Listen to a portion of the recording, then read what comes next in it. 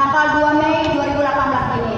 Yang ketiga, terima kasih juga kepada hadirin Ibu dan Bapak yang telah hadir di lapangan SD 2 Nagori Doro. Perkenalkan, nama saya Sani Honolida Ginsang atau dikenal dengan Mama Cika. Saya mempunyai anak 3 orang. Anak saya yang ada kuliah 2 orang. Saya berdomisili di Nagori Doro 1. Pekerjaan saya selaku ibu rumah tangga.